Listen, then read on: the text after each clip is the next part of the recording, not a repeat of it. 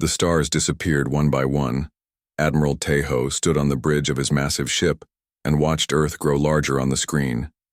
Behind him, 9,999 other ships moved through space like a dark cloud. Each ship was the size of a small city. Their weapons could turn planets into dust. The Galactic Hegemony had done this many times before. "Sir, we are in position," said his officer. "All ships ready to attack." Tejo smiled. This would be easy. The humans had only been in space for a few hundred years. They had small ships and weak weapons. The hegemony had been conquering worlds for thousands of years. Earth would fall in days, just like all the others. On Earth, Captain Jin Woo stood in the command center and watched the alien ships fill the sky. The enemy fleet was so large it blocked out the sun. His hands shook as he counted the ships on his screen. Nearly 10,000. Earth's entire space fleet had only 200 ships. "Sir, they are targeting our orbital stations," said Lieutenant Bo-Ra. Her voice was calm, but Jinwoo could see the fear in her eyes. "All ships prepare for battle," Jinwoo ordered. He knew it was hopeless, but they had to try. The first alien weapons fired.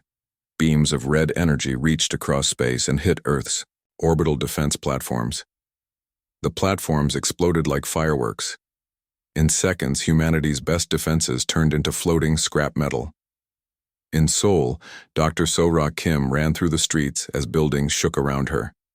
The alien bombardment had begun. She could see the red beams falling from the sky like deadly rain.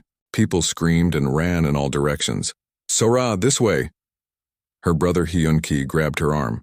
He was wearing his pilot uniform. "I have to get to the base. The evacuation tunnels are this way." They ran together toward the subway entrance. Thousands of people pushed and shoved to get underground.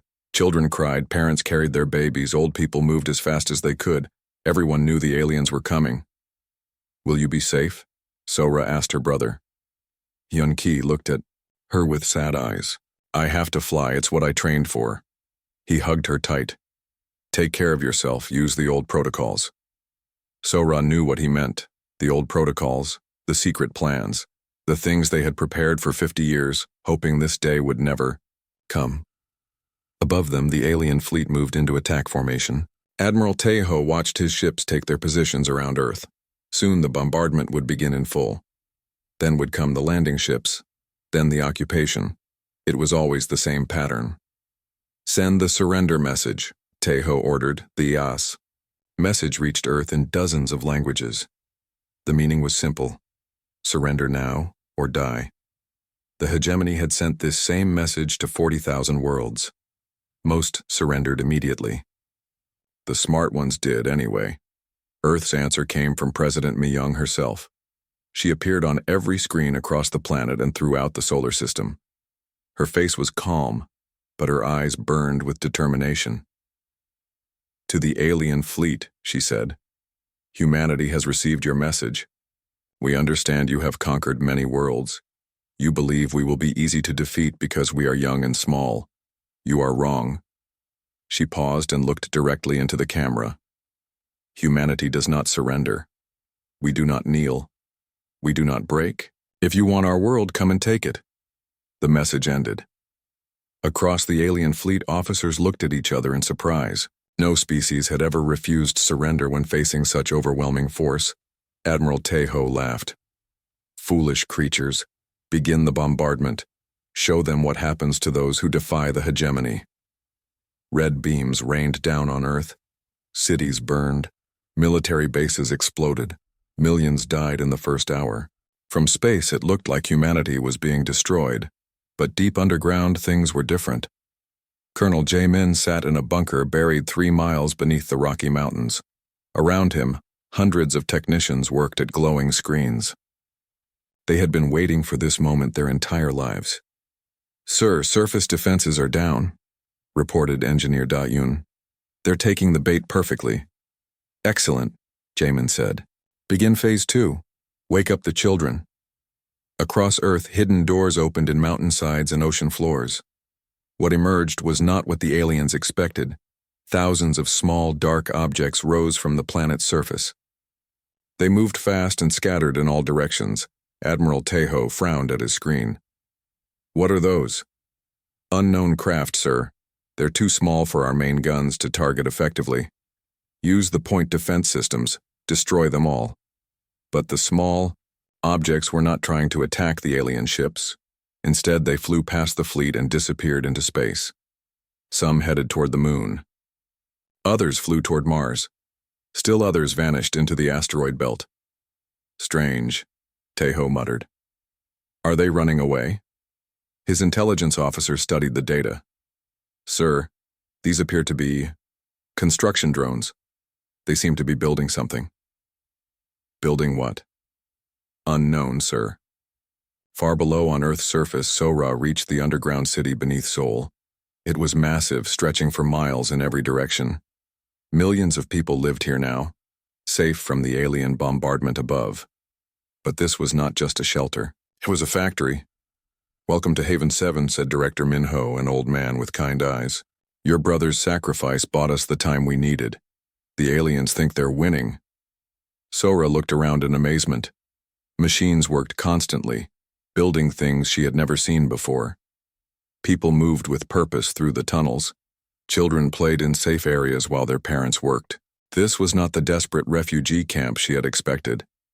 How long have you been preparing this, she asked. 50 years, Minho replied. Ever since we found the first alien probe. We knew they would come eventually. We've been getting ready.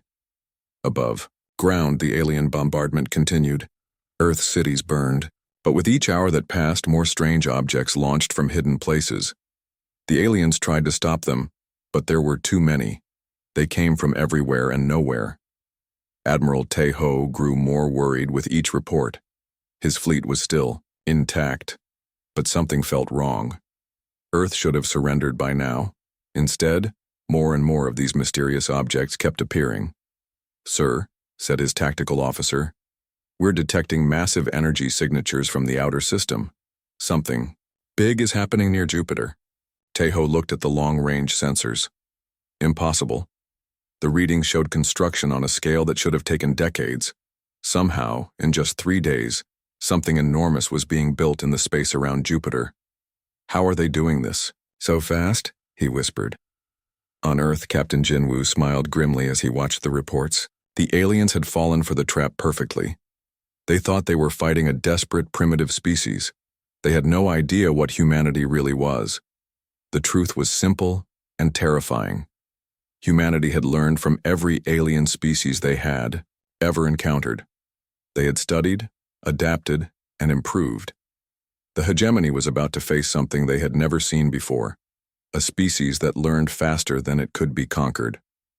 The first phase was almost complete. Soon, the real war would begin. The bombardment had lasted 7 days. From space, Earth looked broken. Smoke rose from every continent. The oceans glowed red from burning oil. Cities that had stood for centuries were now craters in the ground. Admiral Tejo felt satisfied as he reviewed the damage reports. This was going exactly as planned. Soon he would send landing troops to finish the job. Then Earth would become another conquered world in the hegemony's vast empire. Sir, we're ready to begin ground operations, reported Commander Kong Min, leader of the invasion forces. Excellent. Deploy the first wave. Target the remaining population centers. But deep beneath the surface, Colonel Jae-min was far from defeated.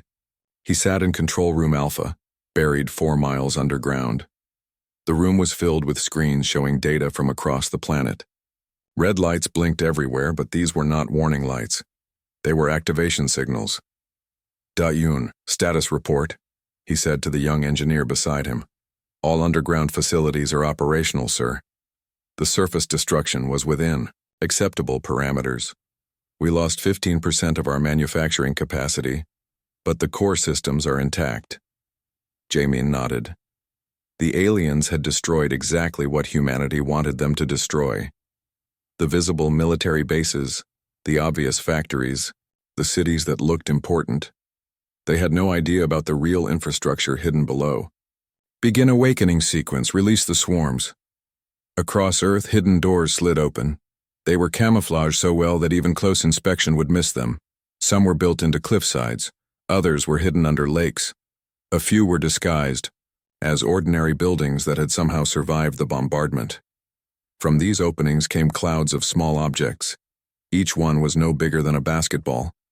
They moved with purpose, spreading out across the planet's surface. The alien sensors detected them immediately. "Sir, we have thousands of small craft launching from the surface," reported the hegemony tactical officer.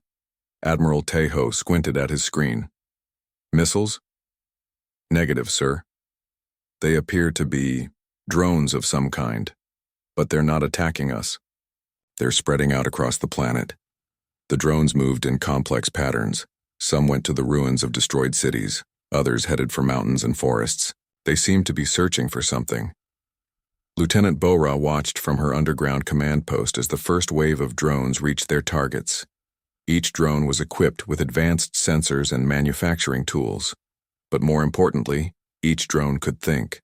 "Targets acquired," she reported to Colonel J. Min. "Beginning collection and processing." The drones had found what they were looking for, the wreckage from the alien bombardment. Pieces of destroyed human technology mixed with debris from alien weapons that had crashed to Earth. The drones began to work. They moved like intelligent insects, taking apart everything they found. Metal was sorted from plastic. Electronics were carefully removed and analyzed. Most importantly, alien technology was studied and copied. Engineer Dayun monitored the process from her station. "Sir, the drones are learning fast. They've already figured out how alien plasma weapons work. They're starting to build copies." "How long until we have enough?" Jamin asked. "At current rate, 6 hours for the first batch. But sir, they're improving the design as they work. The copies will be better than the originals." Above ground, the alien landing ships began to descend. Thousands of hegemony soldiers prepared to take control of Earth's surface. They expected to find frightened humans hiding in caves. Instead, they found something else. The first landing ship touched down in what used to be New York. The doors opened and alien soldiers marched out. They wore heavy armor and carried energy weapons. They had conquered hundreds of worlds this way. But as they spread out across the ruined city, small objects rose from the rubble around them.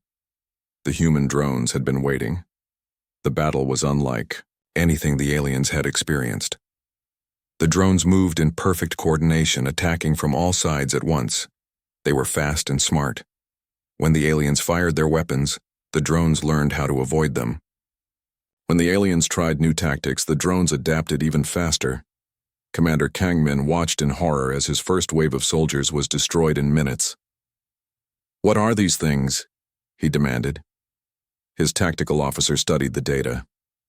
"They appear to be autonomous weapons, sir, but they're learning our weaknesses in real time. Each attack is more effective than the last."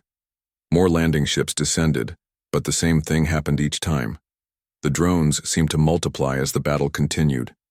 Every alien weapon they captured was quickly copied and turned against its makers.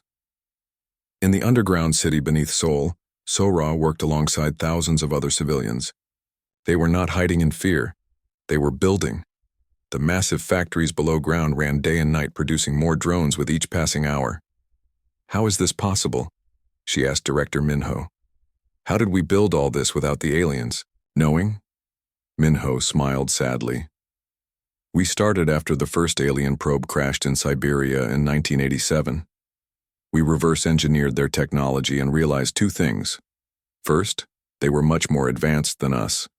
Second, they would come back someday, with many ships." He led her to a viewing window that looked out over the underground city. "We spent decades preparing. We built these cities in secret. We developed the technology. We waited. But why drones? Why not build bigger ships? Because we learned something important from studying alien technology. The hegemony wins through overwhelming force, big ships, big weapons, big armies. They always have more than their enemies." Minho pointed to a screen showing the surface battle. "But they've never fought an enemy that could match their numbers. Our drones can build more drones. Each one that survives makes copies of itself. The longer the battle lasts, the stronger we become." On the surface, the alien soldiers were discovering this truth. For every drone they destroyed, 2 more appeared. The copies were not exact. Each new generation was slightly better than the last. They moved faster, hit harder, and thought quicker. Pilot Hyun Ki flew his fighter through the chaos above Seoul. His ship was small compared to the alien vessels, but it was fast and hard to hit. He had survived the first week by staying low and moving constantly. "Control, this is Falcon Leader," he said into his radio. "I'm seeing something strange up here. The alien ships are starting to retreat from the surface." Bora's voice came, back through the static. "Confirmed, Falcon Leader. Enemy ground forces are pulling back to their ships. They're learning to fear the swarms." Hyun Ki grinned. The aliens were starting to understand. Earth was not like other worlds they had conquered. Humans did not fight like other species. They learned, adapted, and never gave up. But the real surprise was still coming. Deep in the asteroid belt, something massive was taking shape. The construction drones that had launched in the first days of the invasion had been busy. They had found asteroids rich in metal and begun to work. What they built was not a ship. It was not a space station. It was something the galaxy had never seen before. A factory that could move through space and build copies of itself. Engineer Da Yun monitored the construction from her underground bunker. "Colonel, the Deep Space Project is ahead of schedule.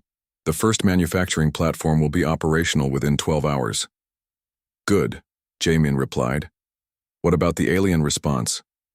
"They're trying to adapt their tactics, but they're confused. They keep expecting us to fight like a normal military. Instead, we fight like a virus." This was the key to humanity's strategy. Other species fought with armies, fleets, and territories. Humans fought with ideas that spread and grew. Every alien weapon they captured became a template for building better human weapons. Every alien ship they damaged gave them new technology to copy.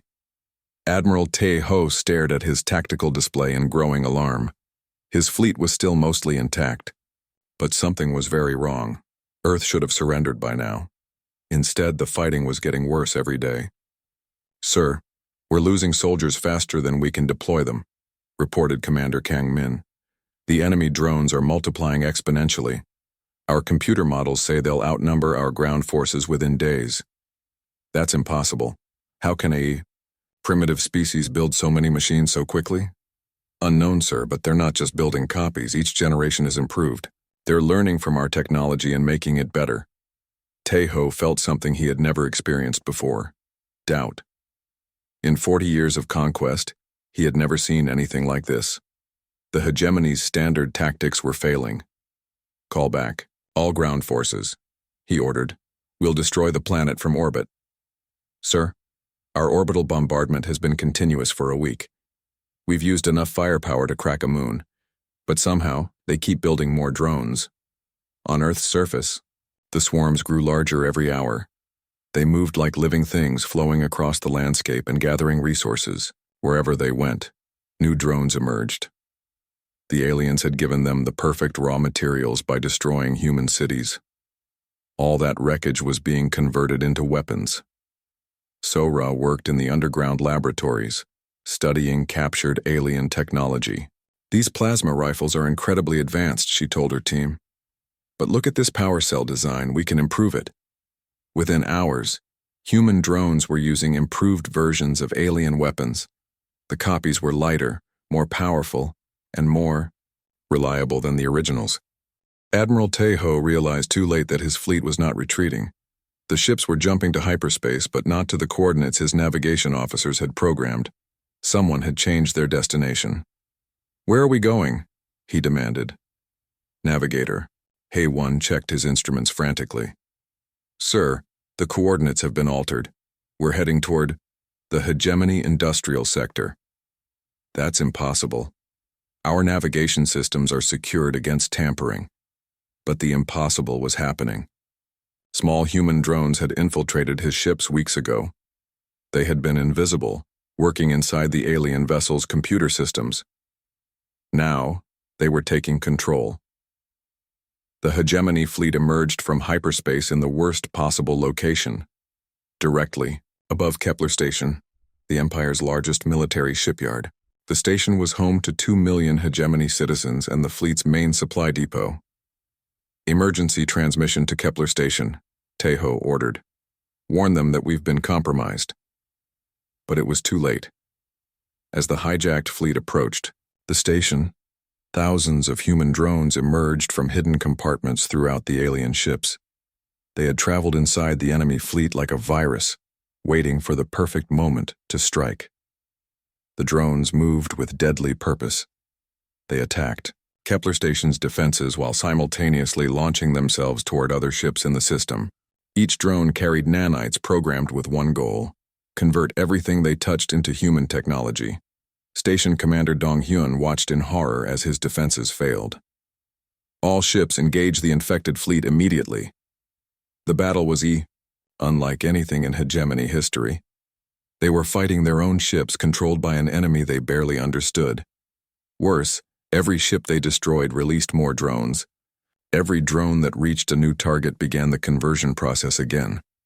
On Earth, Colonel Jamin monitored the battle through captured alien communications. Phase 3 is proceeding ahead of schedule, he reported to his staff. The infection has reached their industrial sector. Lieutenant Bora coordinated the drone swarms from her underground command center. The swarms no longer looked like simple machines. After weeks of capturing and analyzing alien technology, they had evolved into something far more sophisticated. Sir, the swarms are now capable of independent strategic thinking, she reported. They're adapting their tactics faster than the enemy can respond. This was humanity's most terrifying achievement. The drones had not just learned alien technology, they had learned how to learn. Each encounter with the enemy made them smarter. Each battle taught them new ways to win. Engineer Dawen studied the data flowing in from the Kepler Station battle. The conversion rate is accelerating, she announced. The aliens' own ships are helping spread the nanites to new targets. The nanites were humanity's greatest weapon, microscopic machines that could reprogram any technology they encountered. They spread through alien computer systems like a digital plague, taking control of weapons, life support, and navigation. But they did more than just take control. They improved everything they touched. Alien weapons became more powerful. Alien ships became faster and more maneuverable.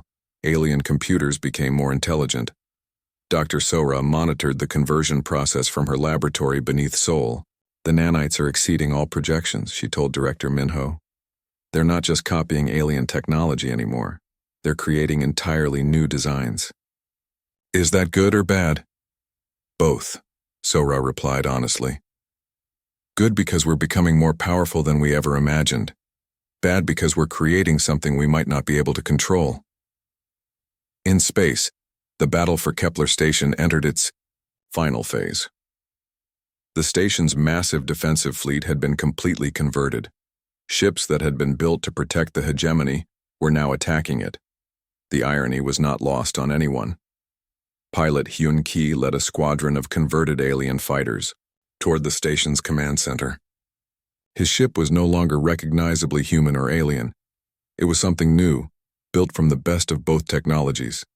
Control, this is Dragon Leader. Beginning final assault on station command. Copy, Dragon Leader. Take it intact if possible. We need their strategic databases. The attack was swift and precise. Human-controlled alien ships surrounded the command center while drones infiltrated its defenses. Within hours, the entire station was under human control. But the real prize was the station's computer core. It contained the complete strategic plans for the hegemony's galactic empire. Trade routes, military positions, industrial centers, and, most importantly, the locations of every world under hegemony control.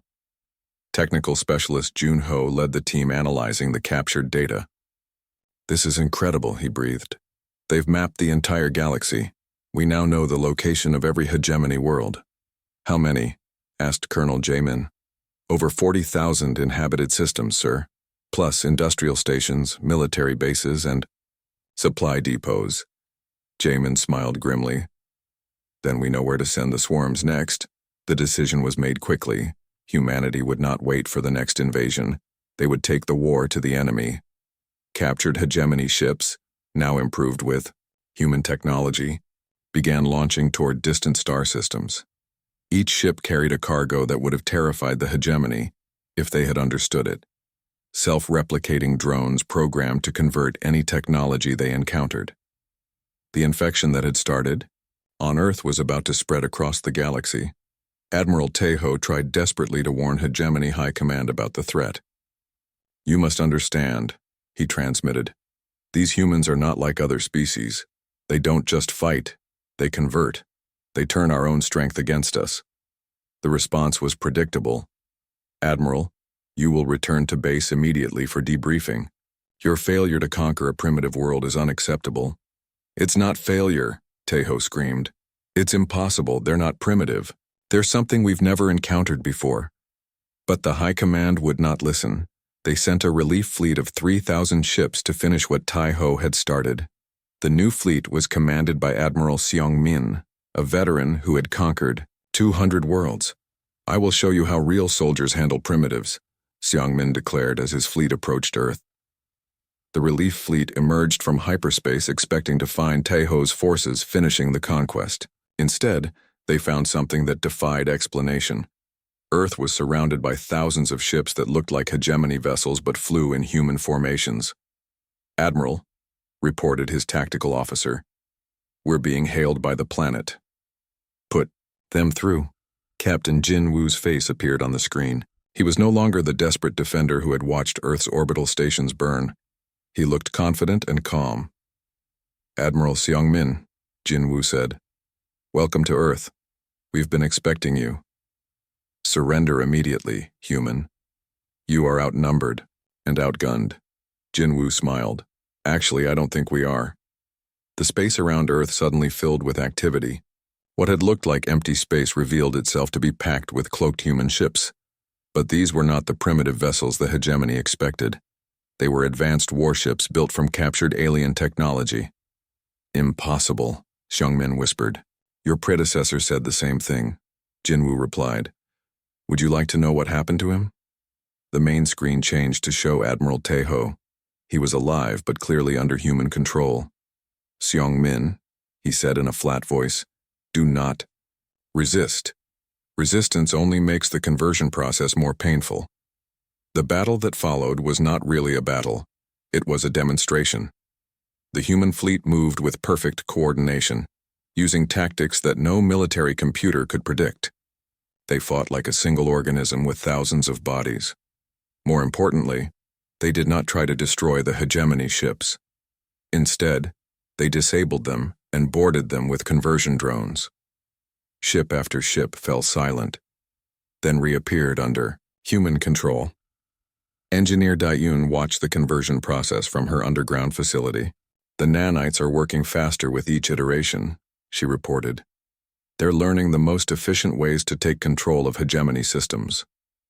Within 6 hours, Admiral Seong-min's entire relief fleet had been converted. 3,000 more ships now served humanity. The hegemony had not just failed to conquer Earth. They had given Earth the largest space fleet in galactic history. Dr. Sora studied the psychological profiles of captured alien commanders. "They're terrified," she told her research team. "They've never encountered an enemy that grows stronger from fighting them." "Should we be concerned about that?" Sora paused. "I'm more concerned about us. We're becoming something our grandparents wouldn't recognize." She was right. Humanity was changing. The nanites that converted alien technology were also affecting human biology.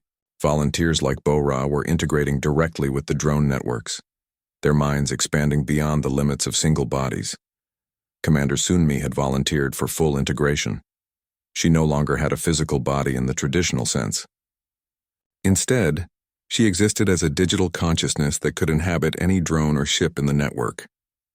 "I can see everything," she reported during her first mission briefing. "Every ship, every drone, every battlefield simultaneously. We're not just fighting more efficiently, we're thinking differently." The hegemony was facing an enemy that was evolving faster than they could adapt. Every battle made humanity stronger. Every captured ship added to their knowledge. The infection spread faster than wildfire through a dry forest. Within 6 months of the failed Earth invasion, 17 hegemony core worlds had gone silent. Their final transmissions were always the same: reports of strange ships appearing in their systems, followed by desperate pleas for help. Then nothing. High Counselor Sang-Ho stood before the Galactic Council on the capital world of Nexus Prime. His face was pale as he delivered the weekly report. We have lost contact with the Vega Industrial Complex. All 3 million inhabitants are presumed converted. The council chamber erupted in panic. Representatives from dozens of species shouted questions and demands. How was this possible? How could a single primitive world threaten their entire civilization? Order! Order!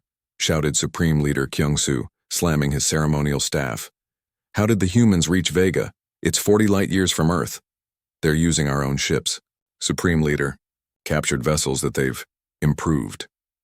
Our intelligence suggests they can now travel faster than our best ships. This was the nightmare the hegemony faced. Humanity had not just captured their technology, they had perfected it. Human-controlled, ships could jump further, move faster, and fight better than the originals. Commander Sunmi existed now as pure consciousness, distributed across hundreds of ships simultaneously. She directed the assault on hegemony worlds with perfect coordination. To her, the galaxy was like a game board, and she could see every piece at once. Target priority Alpha 77. She transmitted to Fleet Group Delta. Industrial world, with minimal defenses, convert all manufacturing facilities intact. The human fleet that emerged from hyperspace above the world of terraform was a sight that broke alien spirits. 200 ships that had once served the hegemony now flew human flags. But they were no longer recognizable as hegemony designs. They had been rebuilt, upgraded, and improved beyond their original capabilities. The Planetary Defense Force tried to resist. Governor Min-jae ordered every available ship to launch. Fight them! Don't let them land! But the human ships moved, with inhuman precision.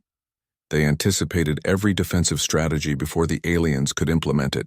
When the defenders tried to retreat, human ships were already waiting in their escape routes. More terrifying was what happened to defeated alien ships. Instead of being destroyed, they were swarmed by tiny drones that performed rapid conversion procedures. Within hours, hegemony defenders found themselves fighting their own converted vessels. Technical specialist Jun-ho monitored the conversion process from his command ship. He was no longer entirely human. Like many volunteers, he had accepted cybernetic enhancements that allowed him to interface directly with the drone networks. Planetary conversion proceeding on schedule, he reported.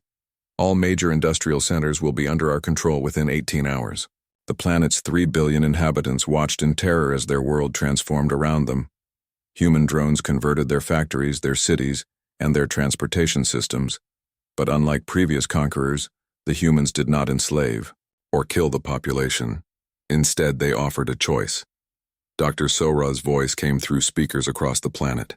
She had been chosen as humanity's spokesperson because of her expertise in alien psychology. Citizens of Terraform, she announced, you are now under human protection. We do not seek to harm you. We seek to improve your lives. You may continue your normal activities. Your government will remain in place but will now report to human administrators. Your technology will be upgraded. Your medical care will be improved. Your children will receive better education. The message continued, with stunning promises: longer lifespans, better food production, advanced transportation, clean energy. All the benefits of the most advanced technology in the galaxy. The catch was simple: complete cooperation with human expansion efforts. Governor Min-jae found himself face-to-face with General Wu Jin in his own office. The human military leader had arrived without warning, walking through defenses that should have stopped any intruder. How did you get past my security? Min-jae demanded. Your security systems. Now work for us, Wu Jin replied calmly. Your entire planetary network has been integrated into our command structure. Fighting us would be like fighting your own nervous system. What do you want?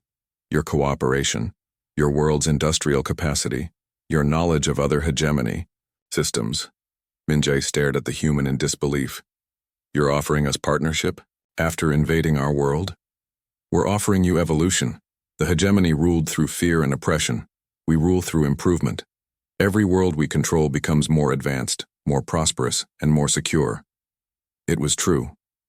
Reports from converted worlds showed remarkable improvements in living standards.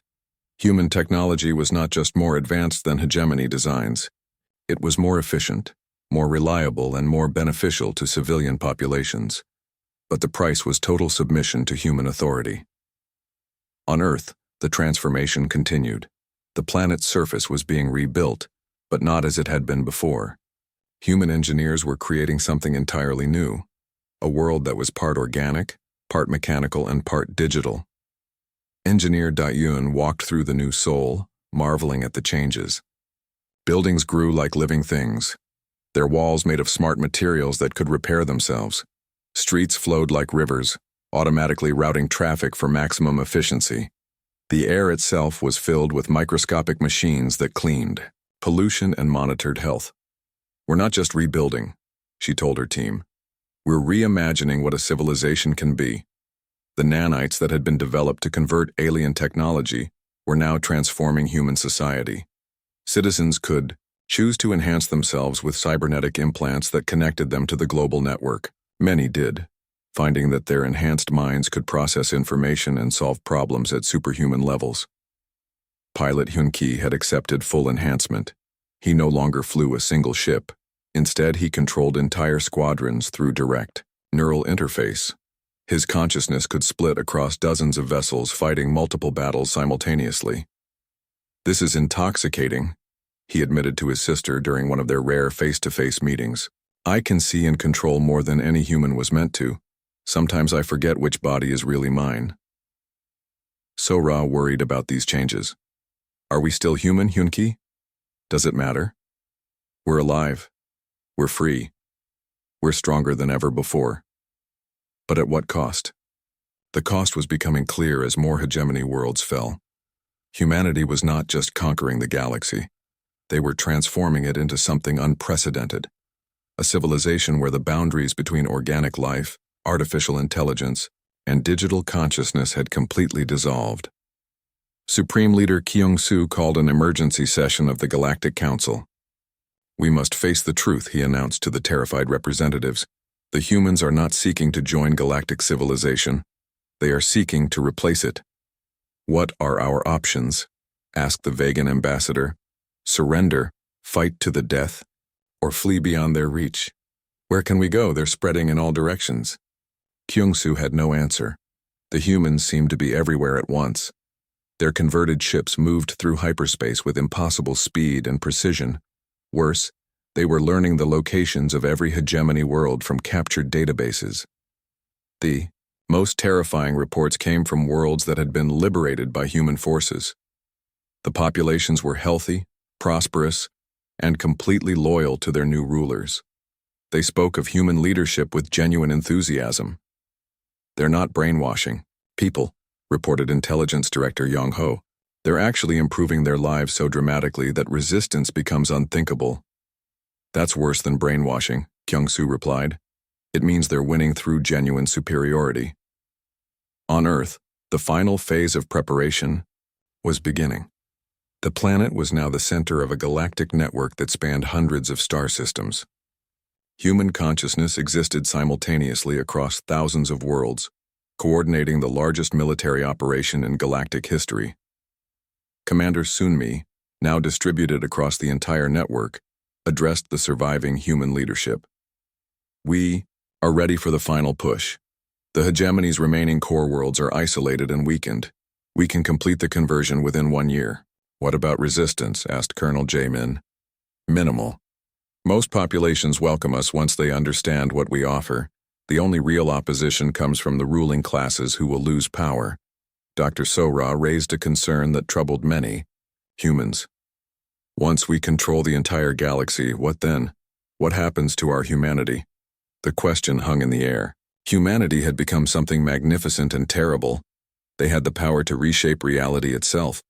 But with each world they conquered, they became less recognizably human. "We become what the galaxy needs us to become," Sunmi replied.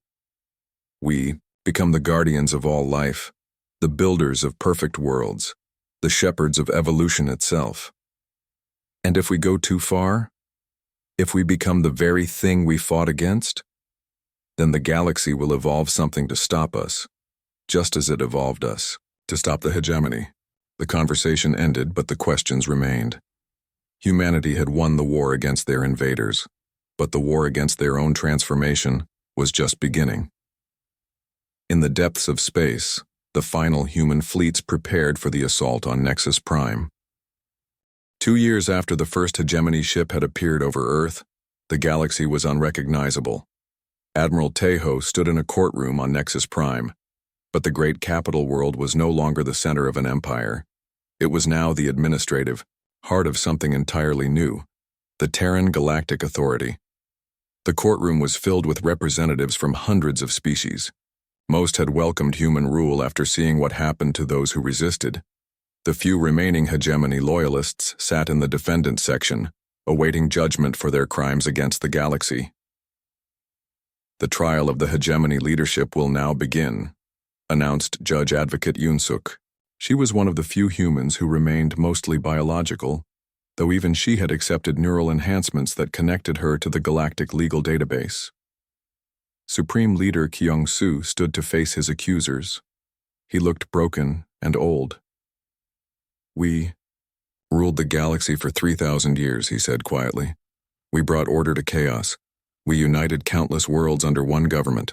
You brought oppression and fear," replied Admiral Jinwoo, now commander of the Terran fleet. "You conquered free peoples and enslaved entire species. Your empire was built on suffering." "And what have you built?" Kyung-Soo demanded. "You've destroyed the natural order. You've turned the galaxy into some kind of hive mind. Is this really better?" The question touched on humanity's greatest achievement and greatest fear. They had indeed created something like a hive mind, but one that preserved individual consciousness while enabling perfect cooperation. Dr. Sora, now Director of Galactic Reconstruction, rose to answer. "We have built a galaxy where no species lives in fear of conquest, where resources are shared fairly, where technology serves all life, not just the rulers." She gestured to the viewing screen, which showed images from across the galaxy. Former hegemony worlds now thrived under human administration. Cities were cleaner and more beautiful. Populations were healthier and better educated. Poverty and war had virtually disappeared. "But at what cost?" Kyung-Soo pressed. "You've turned your own species into machines. You've forced other species to accept your rule. How are you different from us?" Engineer Da-Yoon answered this time. She was barely recognizable as human anymore. Her body was a perfect fusion of organic tissue and advanced machinery. "The difference is choice," she said. "We offer enhancement, not oppression, partnership, not slavery. Those who join us willingly receive all the benefits of our technology.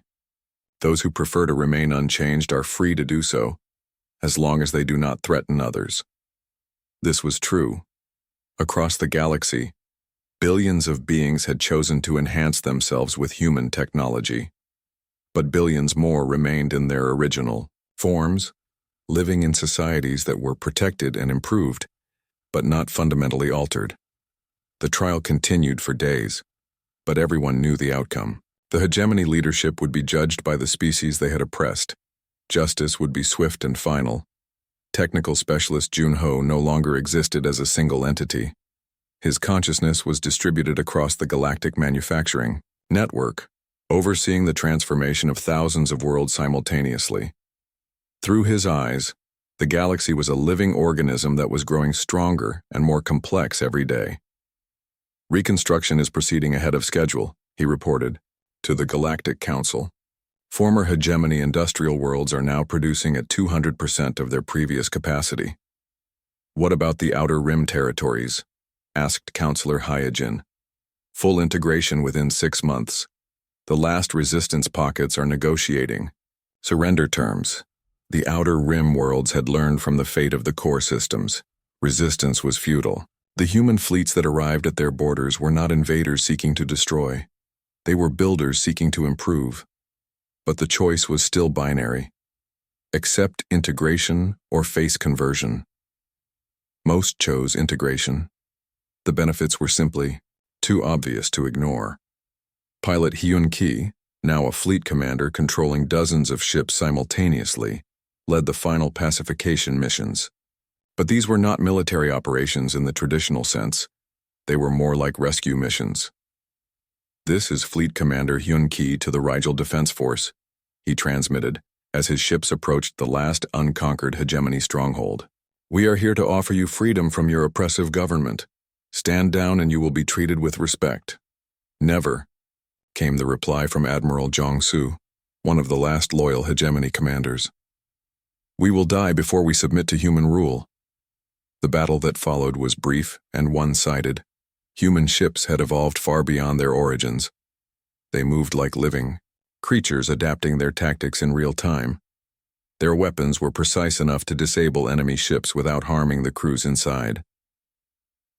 When it was over, Admiral Jong-soo found himself in a comfortable cell aboard a human ship. He was surprised to be alive. Commander Sunmi appeared to him as a hologram. "Admiral Jong-soo, you have a choice. You can continue to resist and spend your remaining years in confinement, or you can help us rebuild the galaxy into something better." "Why should I trust you?" "Because we've kept our promises to everyone else. Visit any former hegemony world.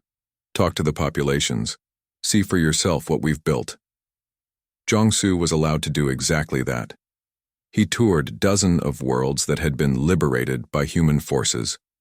What he saw changed his perspective completely. On Kepler 7, he met with Governor Wee Jin, a local leader who had chosen to work with human administrators. "They gave us technologies we never dreamed possible," she explained. "Our people live longer, work less, and have access to education and opportunities that were reserved for the elite under hegemony rule." "But you're not free," Jong-soo protested. "You serve human masters now." "Do I?" Wee Jin smiled. "Watch this." She activated a communication device and spoke directly to the human administrators. "I request a meeting with the sector commander to discuss changes to our industrial policy." Within minutes, a human representative appeared. "Governor Wee Jin, what changes would you like to propose?" She outlined several modifications to improve working conditions in the local factories. The human representative listened carefully and agreed to implement most of her suggestions immediately. "This is how it works," Wee Jin explained to Jong-soo. "We have input into all decisions that affect us. The humans listen to our concerns and adapt their policies accordingly. Under the hegemony, I could never have spoken directly to sector leadership." Similar scenes played out across the galaxy. Former hegemony citizens were discovering that human rule was not rule at all, but partnership. The enhanced humans who administered galactic affairs genuinely cared about the welfare of all species. But the transformation was not complete. On Earth, the original birth world of humanity, the changes were most dramatic. The planet was now more machine than organic, but it pulsed with life and intelligence beyond anything that had existed before. Dr. Sora was one of the few humans who had chosen minimal enhancement. She could still pass for a normal human, though her mind was connected to the global network. She often wondered if she was the last of her kind. "Are we still human?" she asked Director Min-ho during one of their philosophical discussions. Min-ho, now over 90 years old but kept vital by human medical technology, considered the question carefully. "We're what humanity chose to become in order to survive and thrive. Evolution doesn't ask permission. But we've given up so much. Our bodies, our independence, our natural limitations, and gained so much more. Perfect health, extended lifespans, shared knowledge, coordinated purpose. We've become something greater than the sum of our parts." The debate continued in human circles across the galaxy. They had achieved everything they had dreamed of and more. The galaxy was at peace. Technology served all life. Poverty, disease, and war were things of the past, but they were no longer the species that had first looked up at the stars with wonder. General Woo Jin, coordinating galactic defense from his command center on Luna, received the final reports. "The last hegemony resistance cell has surrendered. The galaxy is now fully integrated under Terran authority." "What are our casualty figures?" asked Colonel Jamin. "Remarkably low." We lost fewer than 1 million humans during the entire campaign. Enhanced medical technology allowed us to save most of the wounded. And alien casualties? Also minimal. Our conversion techniques preserve life while eliminating resistance. Total galactic population has actually increased since we began expansion. The numbers were staggering. In 2 years, humanity had transformed from a single besieged world into the rulers of 40,000 star systems. They had accomplished this with minimal bloodshed and maximum benefit to all involved. But the cost was measured in something other than lives. Lieutenant Bora, now a distributed consciousness managing planetary defense networks, reflected on the changes. She remembered being a frightened young officer watching alien ships fill Earth's sky. Now she was something that existed across multiple star systems, coordinating the defense of billions of beings. "Do you miss being human?" asked her old commander during a virtual meeting. "I miss the simplicity," she replied. "But I don't miss the limitations. We were like children playing with toys before. Now we can build worlds, extend lives, and prevent suffering on a galactic scale."